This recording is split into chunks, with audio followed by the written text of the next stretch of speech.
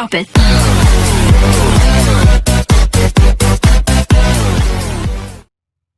Sambil membuka, saya awali assalamualaikum warahmatullahi wabarakatuh. Jangan lupa ucapkan bismillah, lalu subscribe, like, komen, dan share sebanyak-banyaknya. Terima kasih. Anak-anak semuanya dimanapun berada, alhamdulillah pada kesempatan yang baik ini kita bisa kembali lagi melaksanakan kegiatan pembelajaran secara online untuk mapel fikih kelas 9 MTS semester Gasal. Kali ini kita akan membahas bab yang kedua, yaitu jual beli, ikhtiar, qirad, dan riba. Materi ini adalah materi yang sangat penting, makanya kalian ikuti dari awal sampai akhir. Baik anak-anak semuanya, kalian amati dulu peta konsep berikut ini. Muamalah ya, meliputi jual beli, khiyar, qirad, riba. Pada kesempatan ini Pak Guru hanya akan menyampaikan masalah jual beli ya, meliputi pengertian jual beli, dasar hukum jual beli, rukun jual beli, kemudian syarat jual beli, macam-macam jual beli, kemudian praktek tata cara jual beli ya. Adapun khiyar, qirad, dan riba insyaallah nanti akan kita bahas pada video pembelajaran selanjutnya. Baik anak-anak, kalian amati dulu gambar berikut ini, silahkan kalian cermati.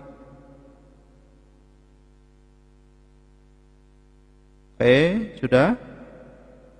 Setelah kalian tadi mengamati gambar yang sudah Pak Guru tampilkan ya, tentu kalian punya pertanyaan dalam hati ya, silahkan kalian buat beberapa pertanyaan seputar gambar yang sudah tadi kalian amati. Seperti contoh, apa yang dimaksud dengan jual beli, kemudian apa yang dimaksud dengan syarat dan rukun jual beli. Oke anak-anak, baik, nanti kita akan lanjutkan dengan pembahasan. Yang pertama adalah jual beli. Kalian perhatikan,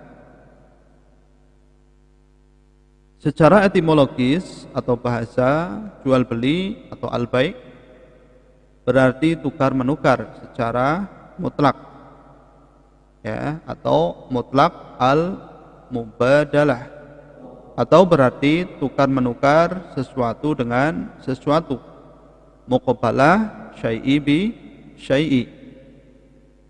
Sedangkan jual beli menurut istilah adalah pertukaran harta dengan harta untuk keperluan pengelolaan yang disertai dengan lafal ijab qabul menurut tata aturan yang ditentukan dalam syariat Islam.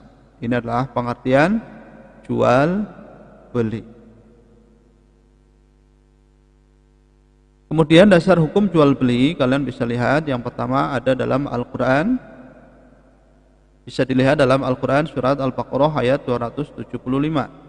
Mari kita baca bersama. Bismillahirrahmanirrahim. Wa ahallallahu al-bai'a wa harramar riba. Yang artinya adalah padahal Allah telah menghalalkan jual beli dan mengharamkan riba ya. Jadi Allah menghalalkan jual beli dan mengharamkan riba. Artinya jual beli diperbolehkan. Kemudian yang kedua adalah hadis Rasulullah sallallahu alaihi wasallam. Mari kita baca bersama. An Rifa'at bin Rafi radhiyallahu anhu anna Nabiy sallallahu alaihi wasallam suila ayul kasbi adhiyabu. Qala amalur rajuli biyadihi wa kullu bai'i mabrurin. Yang artinya adalah dari Rifa'ah bin Rafi radhiyallahu an, bahwasanya Nabi Shallallahu alaihi wasallam ditanya tentang mata pencaharian yang paling baik. Beliau menjawab, seorang bekerja dengan tangannya dan setiap jual beli yang mabrur.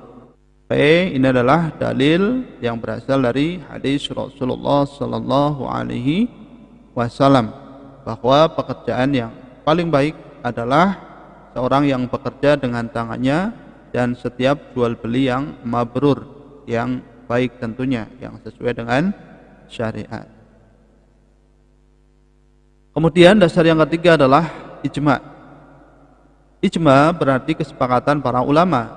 Syekh Ibnu Qudamah radhiyallahu an menyatakan bahwa kaum muslimin telah sepakat diperbolehkannya jual beli atau bai karena mengandung hikmah yang mendasar.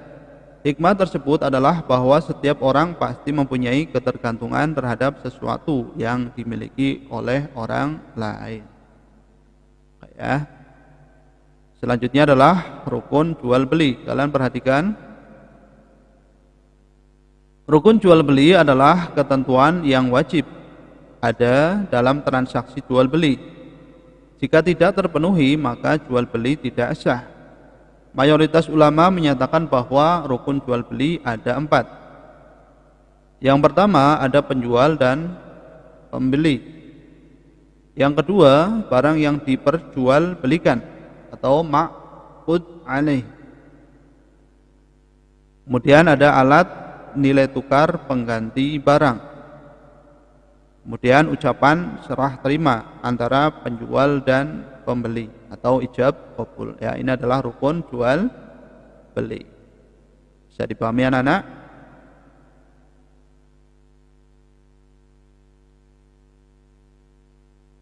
Yang keempat adalah syarat jual beli. Kalian perhatikan,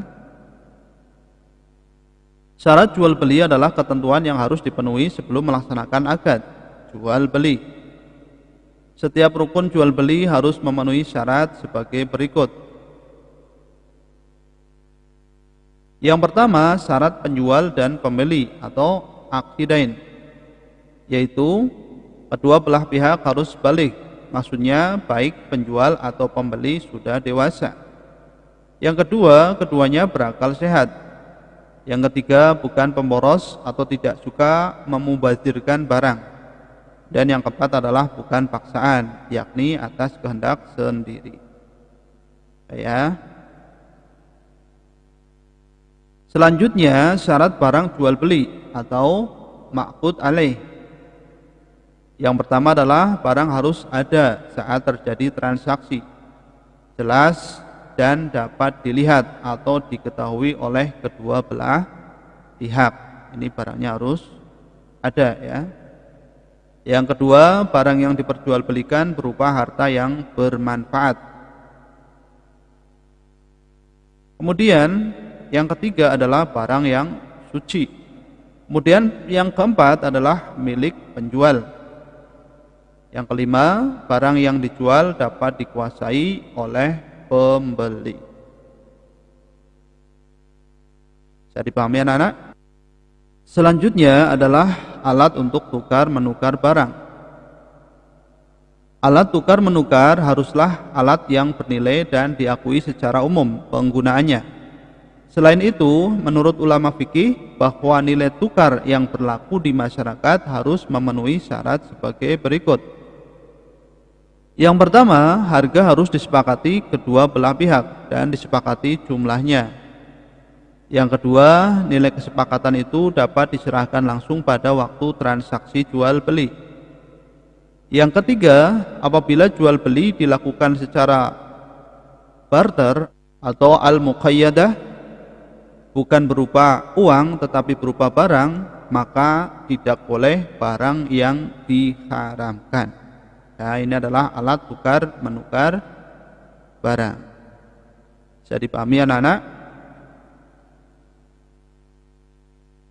Ya. Selanjutnya adalah ijab dan qabul. Ijab dilakukan oleh pihak penjual barang dan qabul dilakukan oleh pembeli barang. Ijab qabul dapat dilakukan dengan kata-kata penyerahan dan penerimaan, atau dapat juga berbentuk tulisan seperti faktur, kwitansi atau nota dan lain sebagainya. Hal utama yang ada dalam jual beli adalah kerelaan kedua belah pihak. Kerelaan ini dapat dilihat pada saat akad berlangsung dan ijab qabul harus diucapkan secara jelas dalam transaksi. Ya, ini adalah ijab qabul. Sampai di sini bisa dipahami ya anak-anak ya. Baik, untuk selanjutnya adalah macam-macam jual beli. Kalian perhatikan, yang pertama adalah jual beli yang sah, kemudian yang kedua adalah jual beli yang terlarang. Jual beli yang terlarang artinya adalah jual beli yang tidak memenuhi rukun dan syarat jual beli. Bentuk jual beli yang terlarang antara lain, yang pertama adalah jual beli sistem ijon, ya, atau masih muda, ya, sudah dibeli, belum matang. Kemudian jual beli barang yang haram. Kemudian jual beli sperma hewan, ya, ini juga tidak diperbolehkan. Kemudian jual beli anak binatang yang masih dalam kandungan induknya, nah, ini juga tidak boleh. Kemudian jual beli barang yang belum dimiliki, ya, artinya belum dimiliki oleh penjualnya, sudah dijual, ini juga tidak diperbolehkan. Kemudian jual beli barang yang belum jelas, nah, ini juga tidak diperbolehkan. Oke. Kemudian jual beli yang sah tetapi dilarang agama. Apa saja? Kalian perhatikan dulu ini ya. Jual beli ini hukumnya sah tetapi dilarang oleh agama karena adanya sesuatu sebab atau akibat yang tidak baik dari akad tersebut. Yang pertama adalah jual beli pada saat khutbah dan sholat Jumat, sah tapi tidak diperbolehkan. Kemudian yang kedua adalah jual beli dengan cara menghadang di jalan sebelum sampai ke pasar. Jual beli dengan niat menimbun barang, ini juga sah tapi tidak boleh atau dilarang agama. Kemudian jual beli dengan cara mengurangi ukuran dan timbangan. Jual beli dengan cara mengecoh, ya.